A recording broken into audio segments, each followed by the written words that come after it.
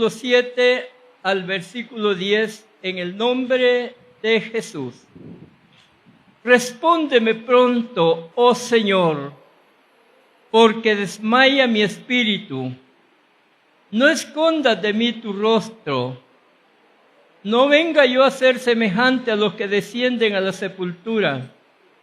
Hazme oír por la mañana tu misericordia, porque en ti he confiado. Hazme saber el camino por donde ande, porque a ti he elevado mi alma.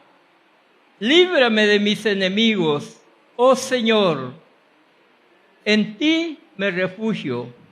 Enséñame a hacer tu voluntad, porque tú eres mi Dios. Tu buen espíritu me guíe a tierra de rectitud. Una vez más el versículo 10. Enséñame a hacer tu voluntad, porque tú eres mi Dios. Tu buen espíritu me guíe a tierra de rectitud. Tomen su lugar, hermanos.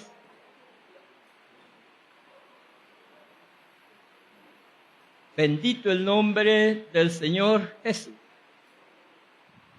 La gloria y la honra sea a nuestro Señor Jesucristo. Tenemos aquí 3 peticiones, o sea, súplica, liberación y dirección. Lo que pide el salmista, y este salmo, hermanos amados, es un salmo que pertenece al grupo de los penitenciales. Al grupo penitencial es este grupo, o sea, este salmo.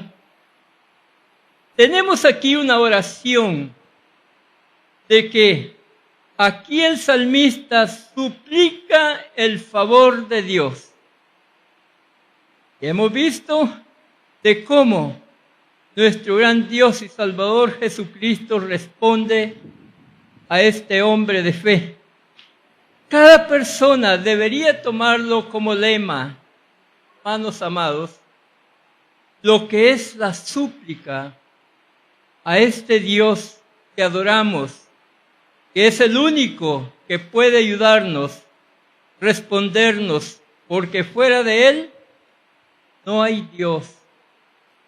No hay Dios tan grande como mi Señor Jesús. Si lo hubiera, verdaderamente es creación de Dios, pero no lo hay. Tenemos aquí el salmista que no solamente deseaba saber la voluntad de Dios.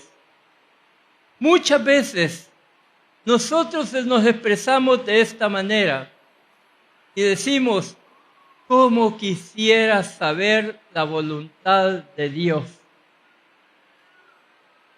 No sé cuántos lo han dicho, pero yo lo he dicho algunas veces. Pero la verdad, hermanos amados, que aquí el salmista, él deseaba saber la voluntad de Dios, pero también, hermanos, él buscó obedecer la voluntad de Dios. Esto es muy diferente a saber la voluntad de Dios como obedecer la voluntad de Dios. Es algo que eso es lo que nosotros deberíamos de anhelar, obedecer esa voluntad de Dios. Y decía, porque tú eres mi Dios. Daba ese reconocimiento. Al dar ese reconocimiento le está dando la gloria y el honor a su Dios. Cuando nosotros también nos expresamos de esa manera, en nuestra oración le decimos, no hay Dios semejante a ti. Tú eres el Rey de Reyes. Es un reconocimiento y a la vez se le da el mérito a nuestro Señor Jesús, se le da la honra y el honor que Él se merece en gran manera. Y vemos que el obedecer la voluntad de Dios es lo que deseaba el salmista. porque decía, tú eres mi Dios.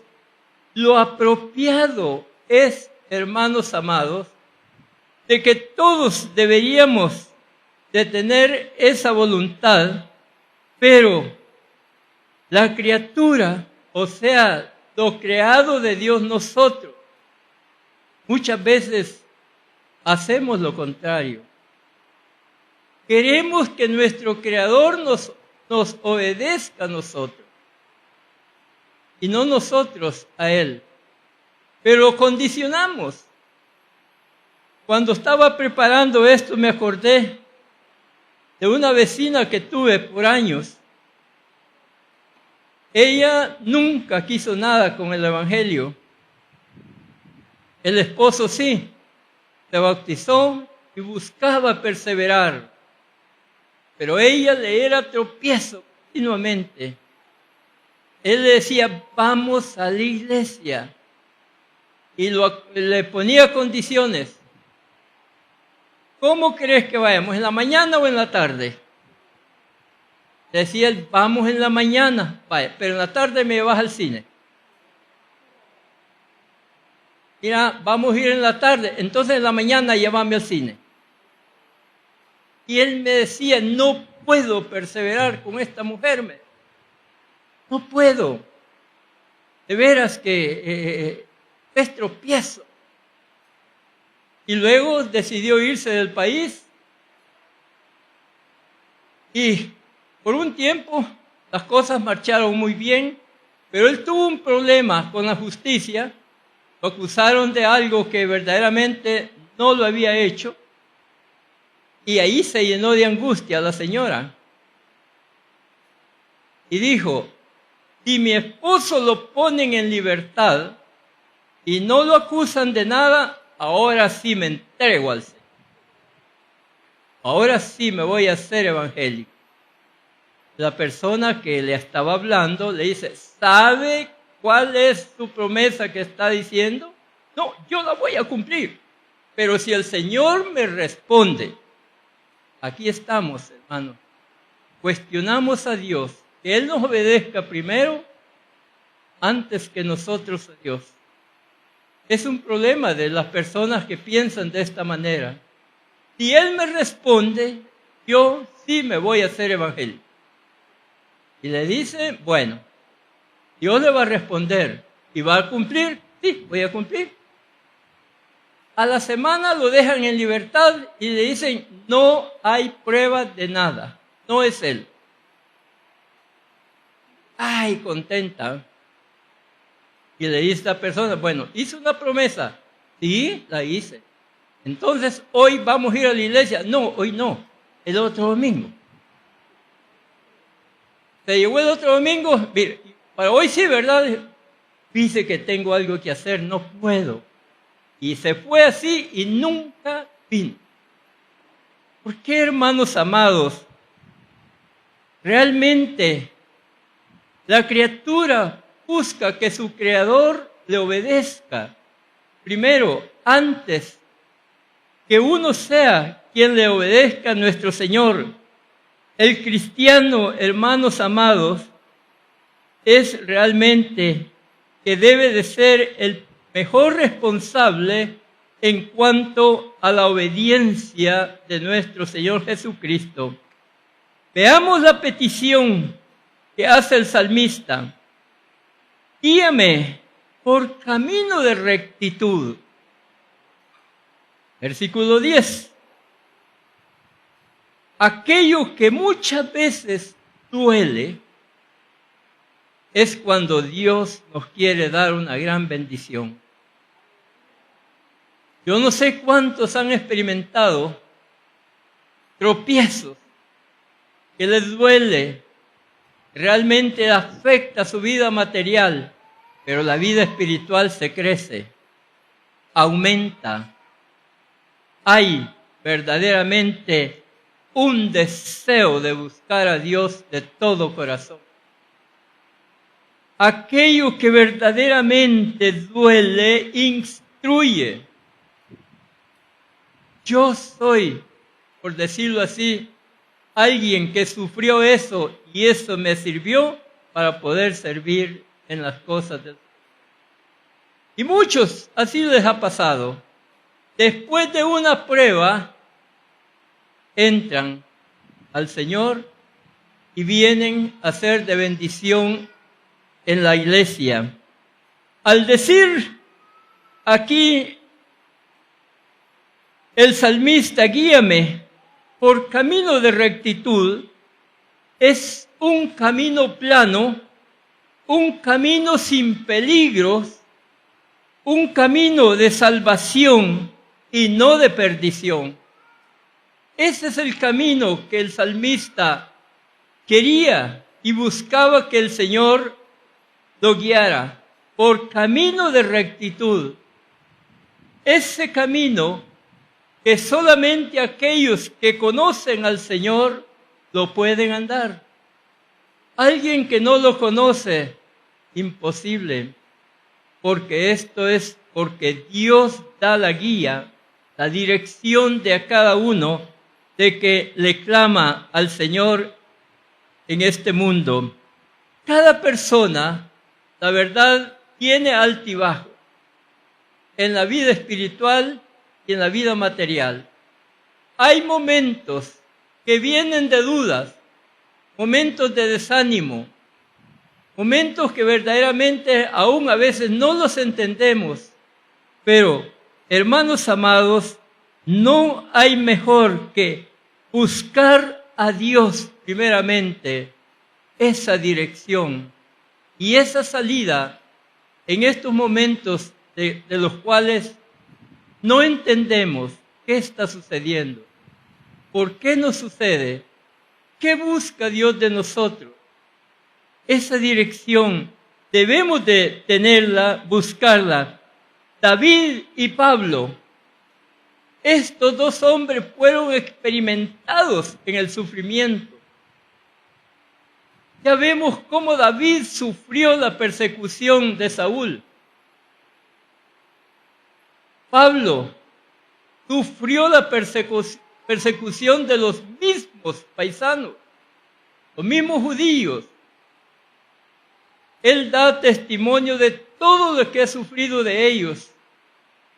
Pero estos fueron hombres de bendición en la historia de lo que es la vida espiritual.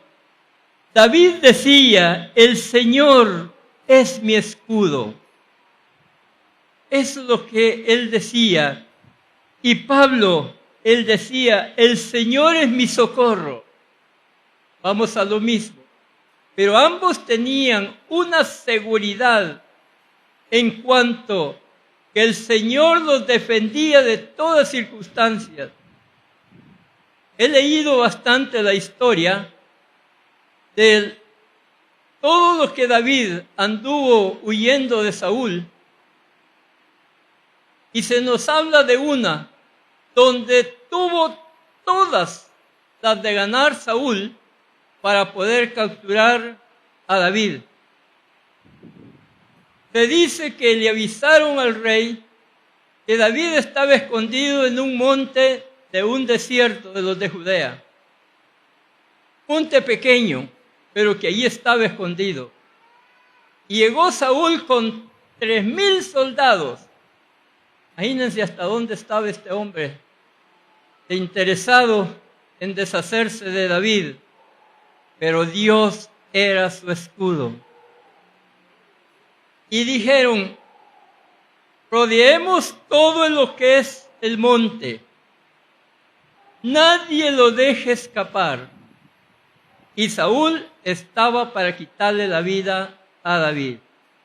Cuando estaban a punto de capturarlo, le llega un mensajero preciso a Saúl. Y le dice, en este momento están atacando tal ciudad, los enemigos tal. Y dice Saúl, dejemos esto, regresemos después, vamos a defender. Era Dios que estaba sacando a Saúl de allí y ayudando a David. Él decía, el Señor es mi escudo. Y seguro dijo, también es mi galardón. Él es mi confianza, es mi seguridad, no me va a abandonar. En ningún momento David sufrió una lesión cuanto en sus luchas, porque el Señor era su escudo.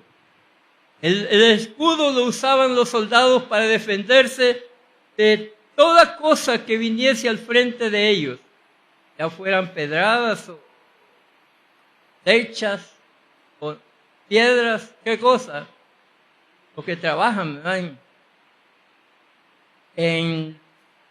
Digamos, los agentes del mercado, de la alcaldía, a veces sufren esto.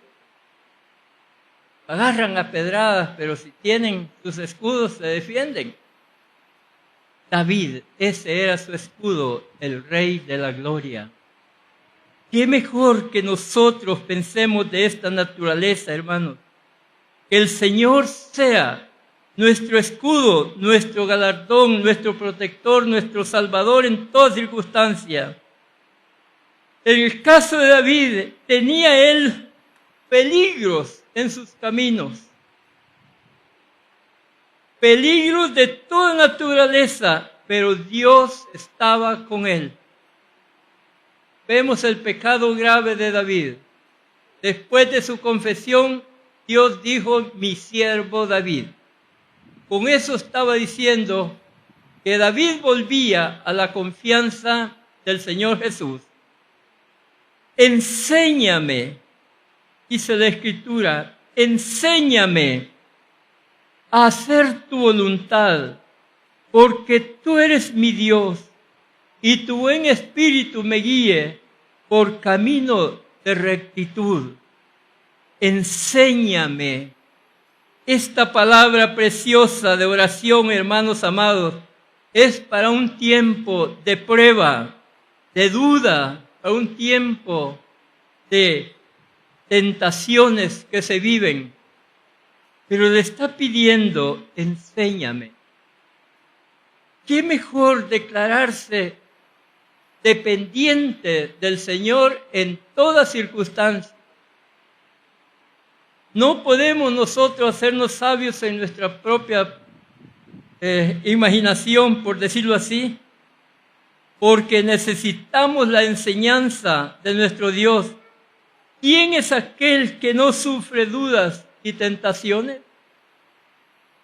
Pero hermanos amados, tenemos ese Dios que nos socorre en todo momento. Enséñame. Es un acto de humildad de aquel que pide la enseñanza del Señor. Y también es un acto de sumisión a la palabra de Dios, como también a su autoridad. Enséñame a hacer tu voluntad, no a conocer tu voluntad, sino a hacer la voluntad de nuestro Dios. El peligro es cuando nos volvemos, hermanos amados, ignorantes, pero ignorantes voluntarios en las cosas del Señor. Esto es un peligro para cada uno, porque no podemos ignorar las cosas del Señor. Conocemos su ley, su mandamiento, sus ordenanzas. ¿Qué pide nuestro Dios de nosotros? Por lo tanto, el apóstol Santiago, en capítulo 1, versículo 5, dijo, si alguno de vosotros tiene falta de sabiduría, pídala a Dios, el cual da a todos abundantemente y sin reproche le será dada. Enséñame, pidamos esa sabiduría que nos falta para tener ese conocimiento en cuanto de cómo servir de la mejor manera en el Señor. Con nuestra sabiduría, hermanos, no podemos luchar solos. Imposible. Debemos de tener que el Señor obre en nuestras vidas, porque sin Dios imposible poder hacer las cosas. Si en la prueba carecemos de sabiduría, hermanos amados, ¿qué? Pues busquemos al Señor, que Él nos dé esa dirección. Muchas veces estamos haciendo la oración, pidiendo y a la vez dudamos. Acostumbrémonos a creerle al Señor. Las promesas de Él son fieles y verdaderas. Y uno dice, bueno, yo creo que ni me va a responder el Señor. Ya está diciendo, el Señor tiene tratos con el que le cree. Cuando no le creemos, perdemos el tiempo con estar pidiendo. Enséñame a hacer. No basta oír y entender la voluntad de Dios, hermano. No basta solo oírlo. El salmista decía, enséñame a hacer tu voluntad y no la mía. Hacer tu voluntad y no la mía. Hacer nuestra voluntad es bien fácil. La podemos hacer a nuestro modo, pero no la voluntad de Dios la vamos a hacer. Si vamos a obedecer a la voluntad de Dios, tenemos que someter a sus preceptos, sus mandamientos y sus ordenanzas. Somos propensos a hacer verdaderamente nuestra propia voluntad. Sí, somos propensos, hermanos amados. Si somos dependientes de la dirección de Dios, busquemos primero esa dirección sabia que nuestro Dios nos puede dar. En Mateo 12, versículo 50 nos dice la Escritura, porque todo aquel que hace la voluntad de mi Padre que está en los cielos, ese es mi hermano, esa es mi hermana y mi madre. ¿Qué está diciendo? El que hace la voluntad de Dios es verdaderamente lo más cercano para él. Cuando dice que es mi hermano o mi hermana, está hablando del familiar más cercano de cada uno. Entonces, tenemos promesas, hermano. Promesas grandes que solo necesitamos entenderla para poderla obedecer. Algunas veces obedecemos más a los hombres que a Dios, creyendo que estamos obedeciendo a Dios. A veces así nos pasa. Tenemos esos problemas, que obedecemos más a los hombres creyendo que estamos obedeciendo al Señor. Y no es así. Hemos de entender lo que es de Dios y lo que es del hombre es del hombre. Es necesario hacer la voluntad de Dios. ¿Por qué? Tú eres mi Dios. Tú eres mi Dios, decía David. ¿Y nosotros? Creo que tenemos eso mismo. Reconocemos a Jesucristo, nuestro gran Dios y Salvador, Jesucristo. Este reconocimiento, mis hermanos amados, debemos de estar muy arraigados. ¿Por qué? Esto es la vida de nuestra fe. Cuando le creemos al Señor, nuestra fe crece. Nuestra fe es firme, no fluctuante. Cuando estamos verdaderamente creyéndole. Hombres sin dirección sagrada te hacen la idea de un Dios para toda circunstancia, pero aquellos que verdaderamente no lo han conocido. No sé cuántos de ustedes han escuchado a personas que para cada situación tienen a quien clamar, menos a Dios. Ellos se hacen la imaginación en cuanto a los ídolos. Piden, creen que les va a oír, les va a obedecer. Y basta con pensar que esas son obras de manos de hombres. Son materiales, son maderas, son piedra. Y si son metales preciosos, ¿qué importa? Pero no tienen vida. Valor monetario pueden tener, pero no tienen vida. Ellos no se mueven, hay que moverlos, porque son incapaces.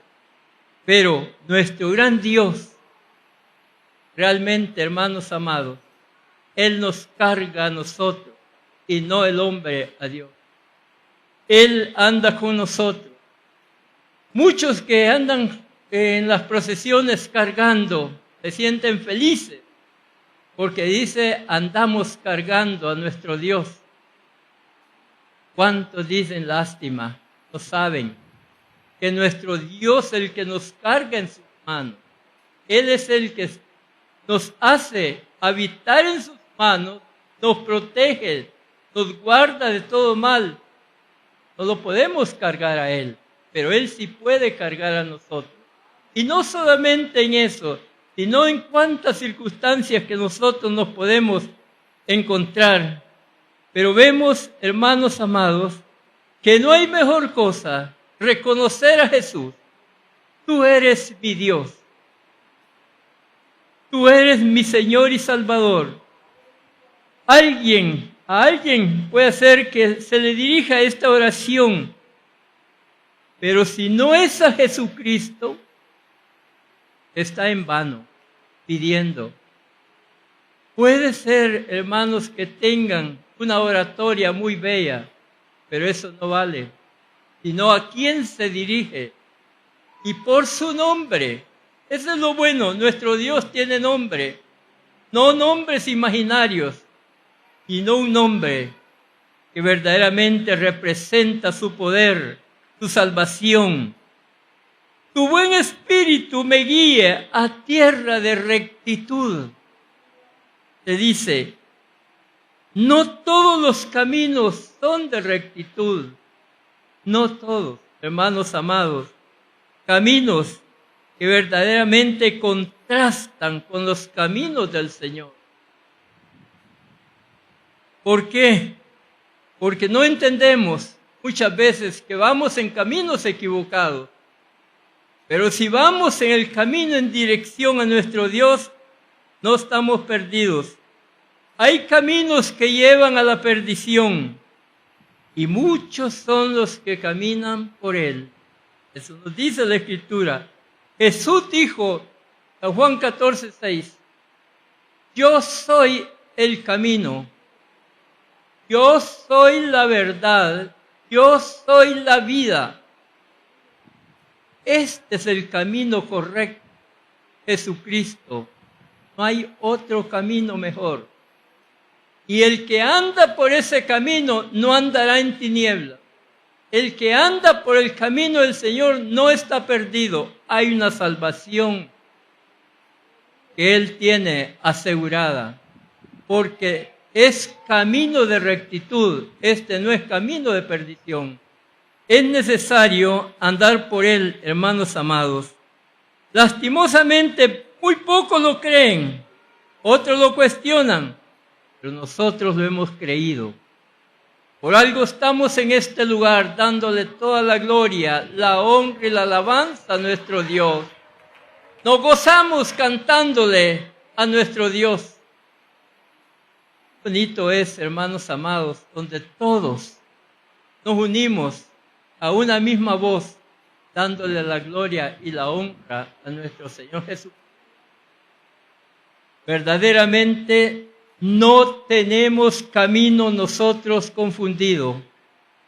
Estamos en el camino de la verdad. Todos los hombres de Dios han buscado en el Señor su bendita dirección. Aquellos, especialmente los héroes de la fe. Al leer la historia de cada uno de los que se mientan en el capítulo 11 de Hebreos, cada uno tiene un historial de fe.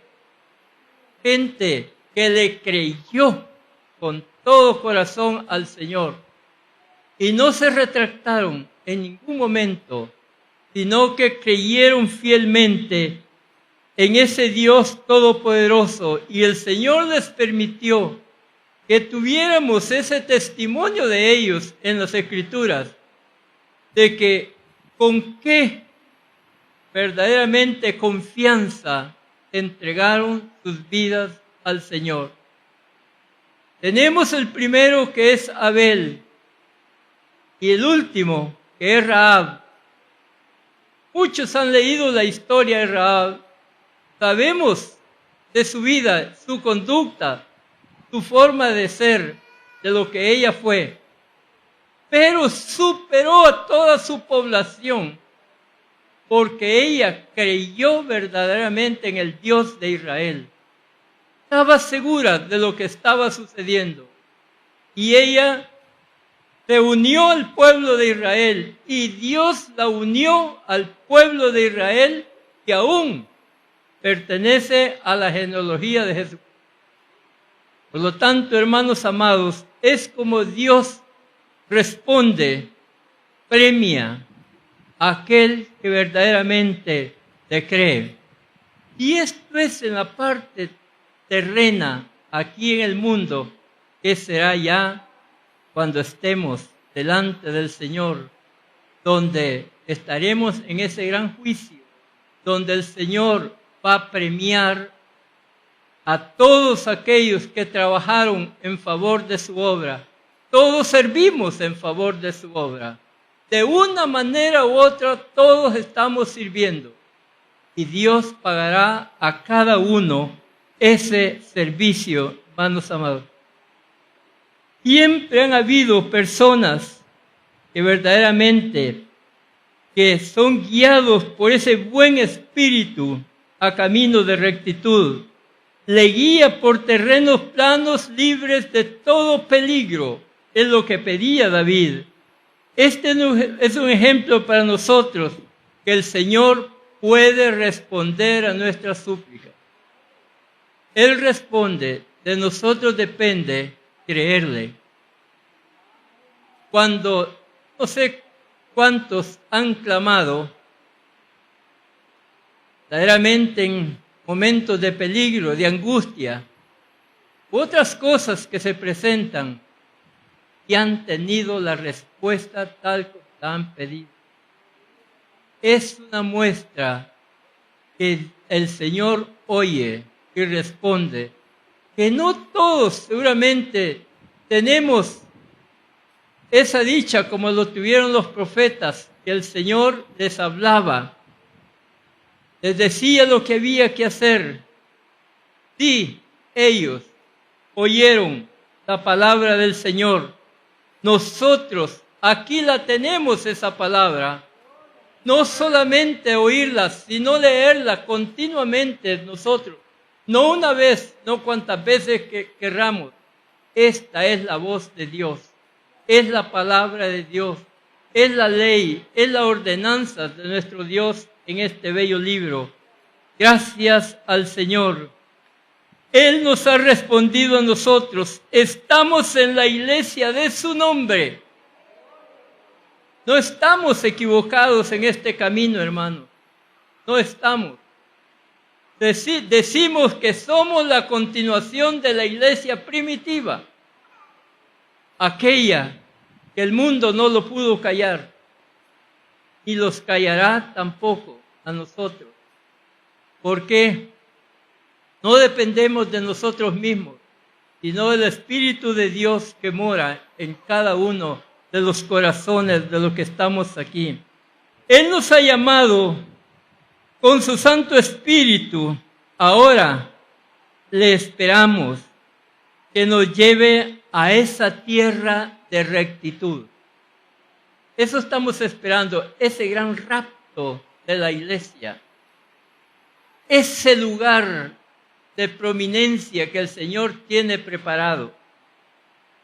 Hermanos amados, realmente cuando leemos esto y analizamos cómo será esa nueva Jerusalén, nosotros a veces pensamos que es como una colonia o una ciudad, pero según la Escritura nos dice conforme a lo que las medidas que da en el libro de Apocalipsis. Los entendidos en estas medidas dicen que son 2,000 kilómetros de largo, 2,000 kilómetros de ancho, 2,000 kilómetros de alto. O sea, es un cubo. Y aquí, al vivir en un segundo o tercer piso, qué bonito es. Hasta el vientecito se siente bien rico. El que vive en el sexto piso no necesita ventilador. ¿Qué será vivir a 2000 kilómetros de aquí, de altura? Realmente solamente Dios puede hacer esa obra tan grande. Nosotros solo la imaginamos, pero la realidad nos falta que verla. Cuando seamos llevados a ese lugar llamado tierra de rectitud, ¿por qué? No habrá llanto, ya no habrá cáncer ahí que mate a la gente, ¿verdad? No habrá ni vejez. Todo será nuevo en nuestros cuerpos. ¿Por qué? Serán cuerpos glorificados. No estos cuerpos podridos que con los años ya tienen polilla todo. Ya va terminando. No. El cuerpo que nuestro Dios nos tiene preparado es para la eternidad. Dejaremos de ser feitos. Vamos a ser guapos en ese lugar. Vemos que esa tierra de rectitud es donde mora la justicia de Dios, la nueva Jerusalén, la ciudad de todos aquellos testigos del nombre de Jesús, de aquellos que verdaderamente le han creído, recibieron su nombre y perseveran hasta el fin.